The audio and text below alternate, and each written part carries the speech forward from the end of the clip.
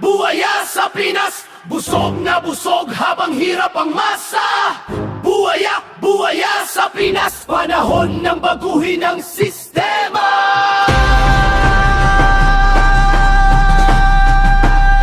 Mga buwaya sa Pinas. Yeah, yeah.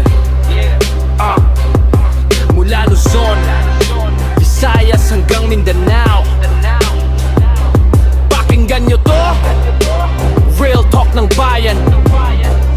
Hindi para sa lahat, pero para sa mga taman.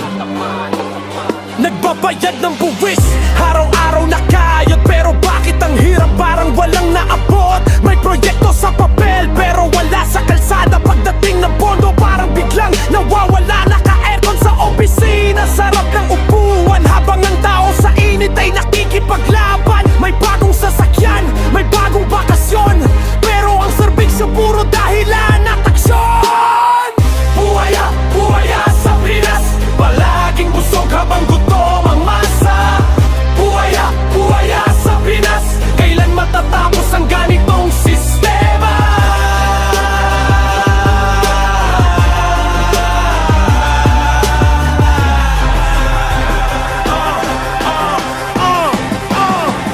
Tuwing eleksyon, puro pangako at ngiti. Pagkatapos manalo, biglang hindi makita. May tarpaulin sa bawat sulok ng bayan, pero ang problema nandyan, parirenting ngayon. Hindi lahat pare-pareho malinaw yan. May mga tapat pa ring nagsisilbi sa bayan. Kaya saludo sa mga taong matino na inuuna ang serbisyo kaysa sariling interes nito. Buwaya sa Pinas. Palaging busog habang gutom ang masa.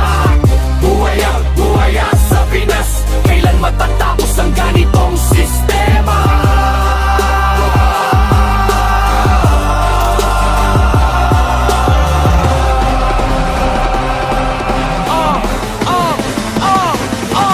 Di kami tahimimik, di kami bulag. Nakikita namin bawat galaw at pag-iwas. Kapag nagkaisa ang boses ng mamamayan, mas malabas pa yan kaysa anumang kapangyarihan. Hindi ito galit, ito'y panawagan na maging tapat sa tungkulin at pananagutan. Dahil ang bayan ang tunay na dahilan kung bakit may pwesto at may kapangyarihan. Yeah, para sa bayan, para sa kinabukasan. Mga buwaya, panahon ng magbago. Pilipinas, taas noo.